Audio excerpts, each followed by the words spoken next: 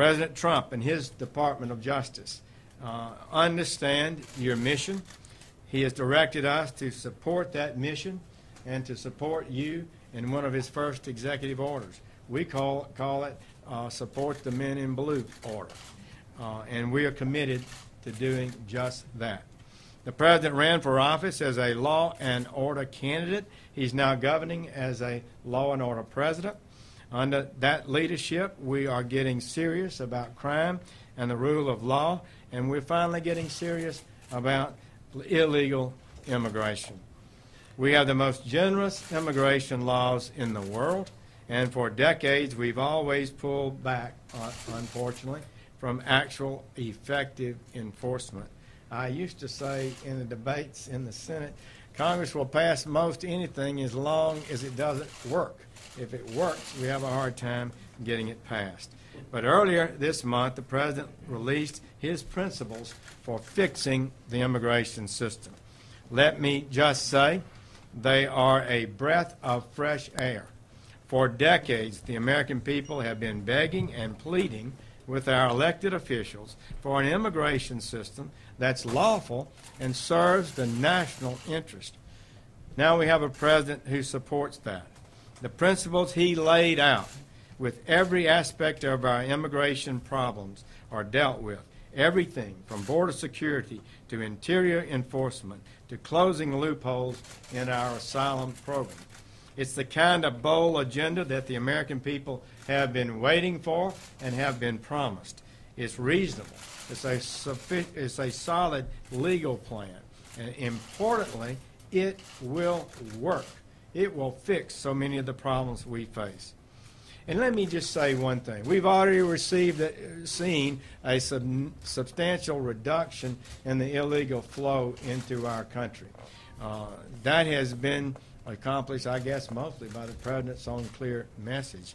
But what I would say to you, if we keep this virtuous spiral going, if we keep the flow down, then it's more and more easy for our officers to confront the smaller number that's coming illegally. We are at a point where we can fix this system. The President is determined, first and finally, to build a wall at the border. This will make it harder for illegal aliens to enter the country, but more importantly, the wall will send a message to the world that we enforce our laws. It sends a message, finally, we mean it. It says, don't come unlawfully. File for lawful entrance and wait your turn. And to better do that, the President has proposed hiring more than 10,000 ICE officers, 1,000 new ICE attorneys, 300 new prosecutors, and nearly 400 new immigration judges to deal with the backlog we're facing. He's proposed switching to a more merit-based system of immigration, like that Canada has. I have talked with Canada's officials over the years. They are thrilled and pleased with their merit-based system. They would never go back. He's proposed that we welcome the best and brightest, turning away the gang members, the fraudsters, drunk drivers, and child abusers. This merit-based system would better serve our national interests because it would benefit the American people. So that's what this agenda is about. We can't accept everybody that would like to come to America. We should accept those who are prepared to live lawfully and who can flourish and prosper in America. And that's why the President supports mandating the use of the E-Verify system, which is an internet-based system that allows employers to verify that those they hire are legally authorized to work in the United States. Under the plan, it would be illegal to discriminate against American workers in favor of foreign workers. How simple is that? We need this agenda, and Texans know that probably better than anybody. I'm sure everyone in this room remembers the police officer, Kevin Will, an illegal alien who had been deported twice, drove drunk, and hit Officer Will at about 90 miles per hour. His last words were telling someone to get out of the way of the car. He died protecting innocent people. And when he died, his wife was pregnant with their first child. The Open Borders Lobby talks a lot about good kids, those who are here, though unlawfully. But the open borders policies aren't even in their interest either. After the previous administration announced the Deferred Action for Childhood Arrivals, or DACA, policy in 2012, the number of unaccompanied children coming here nearly doubled that year. It sent a message. The next year, it doubled again. I doubt that was a coincidence. DACA encouraged potentially tens of thousands of vulnerable children to make a trip to the north. And that has terrible humanitarian consequences, and I think Texans know that firsthand. Earlier this month, Border Patrol arrested 2 young men who had benefited from DACA for allegedly attempting to smuggle illegal aliens into Laredo. Just a few days later, another beneficiary of DACA was charged with the murder of an 18-year-old girl. In total, 2,000 DACA recipients who were accepted into the program have had their status withdrawn because of these kind of activities. The president wants to stop the incentives for vulnerable children to come here illegally. There's nothing wrong with that. He began to do that last month when he ended the DACA policy. The president also laid out a plan to close loopholes that are being exploited in our asylum system. Under the previous administration, the federal government began releasing illegal aliens who claimed to be afraid to return to their countries. Unsurprisingly, the number of these claims skyrocketed nearly 20-fold in 8 years, from 5,000 in 2009 to 94,000 last year.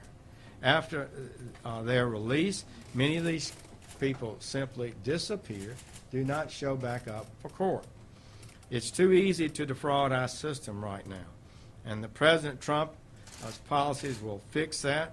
His plans to close the loopholes will stop the incentive for false asylum claims. And the president is also confronting the state and local jurisdictions that have undertaken to undo our immigration laws through so-called sanctuary policies. Such policies undermine the moral authority of law and undermine the safety of the jurisdictions that adopt them. Police are forced to release criminals back into the community no matter what crimes they commit, in addition to being here unlawfully. Think about it. Police may be forced to release pedophiles, rapists, murderers, drug dealers, arsonists back into the community where they have no right to be in the first place. They should, according to law and common sense, be processed with our federal ICE officers and be deported. These policies hinder the work of federal law enforcement. They're contrary to the rule of law. They have serious consequences for the safety of law-abiding Americans and law-abiding Texans. Early this month, an illegal alien in Kansas pled guilty to reckless driving that killed a law enforcement officer conducting a traffic stop. He tested for a blood alcohol content twice the legal limit. The officer was killed, Deputy Brandon Collins, and he had 2 young daughters. The illegal alien who killed Deputy Collins had already been arrested twice for driving-related offenses, including a previous drunk driving conviction. Clearly, had he been in police custody, this would have been different. But no one turned him over to ICE after the charges. The politicians who push for the sanctuary policies say they are forcing police officers to release the aliens back into the streets and that will somehow increase public trust. But that does not make sense to me. Would releasing someone who had been arrested numerous times into your community give you more confidence in law enforcement? Would learning that a local district attorney actually charges illegal aliens with less serious crimes than Americans would be charged in order to evade deportation make you believe they're trying to make your neighborhood safer? with forcing federal officers to track down criminal aliens on your streets instead of safely picking them up at the jails make you believe we value your community? We all know law enforcement is not the problem.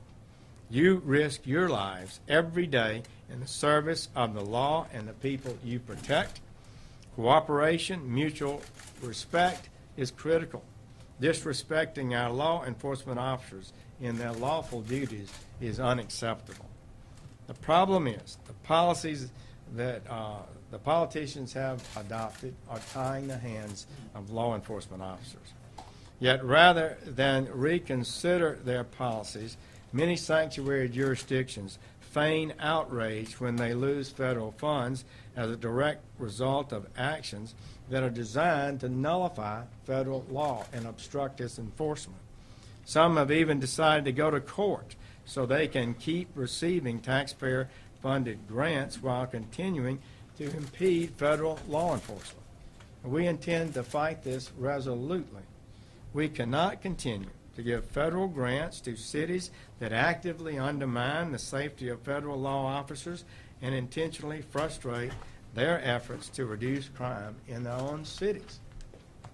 These jurisdictions that knowingly, willfully, and purposefully release criminal aliens back into their communities are risking the lives and safety of American citizens in the pursuit of what really is an extreme open borders policy. It's extreme and an open borders policy because if a jurisdiction won't even deport someone who enters the country illegally and then commits another crime while they're in the country, then who will they deport? Anybody or nobody? This isn't just bad policy. It's a direct challenge to the laws of the United States. It places the lives of our fine law enforcement officers at risk. And I cannot and will not accept this increased risk because certain politicians want to make a statement. Our duty is to protect public safety and to protect taxpayers' dollars, and I intend to fulfill that duty. The vast majority of Americans oppose sanctuary policies. According to one poll, 80% of Americans believe that cities should turn over criminal aliens to immigration officials. The American people are not asking too much, and neither is the Department of Justice.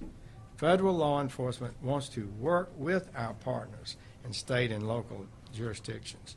We want to keep our citizens safe.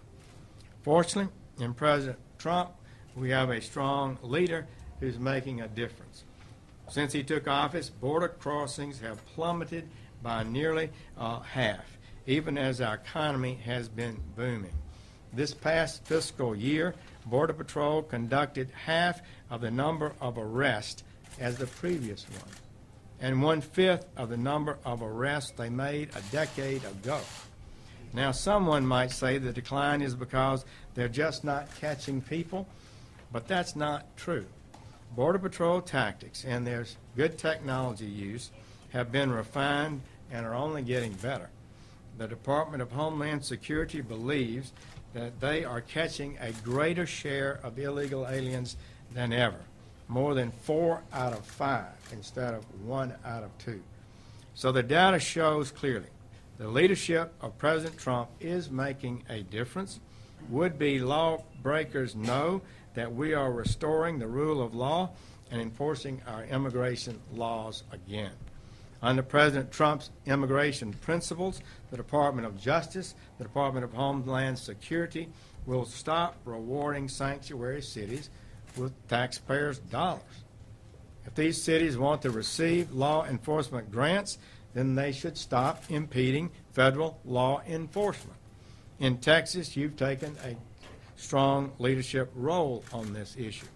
I want to commend the state legislature for passing Senate Bill 4 with strong majorities in both chambers, and thank Governor Abbott for signing it into law. I am well aware that this law has its critics, and I am more than familiar with the arguments and criticism that are being made, but the facts in this case are clearly on Texas's side. Early this month, the Department of Justice filed an amicus brief in the case. We believe that the outcome is important not just to the state of Texas, but to the national interest. The integrity of our immigration laws is not just a local issue, it's a national issue. We're proud to support Texas. I'm confident that Texas will prevail in court, but I would urge every so-called sanctuary jurisdiction, reconsider your policies. These sanctuary policies risk the safety of good law enforcement officers and the safety of our neighborhoods that need the protection the most.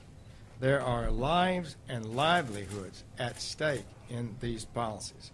If we work together, we can make our country safer for all our residents, native-born and immigrant alike. Working together requires ending sanctuary policies. The Department of Justice is determined to reduce crime. The President directed us, reduce crime in America. Don't preside over its increase. We embrace that challenge. We will not concede a single block or a single street corner in the United States of America to lawlessness, nor will we tolerate the loss of innocent life because a handful of jurisdictions believe they're above the law.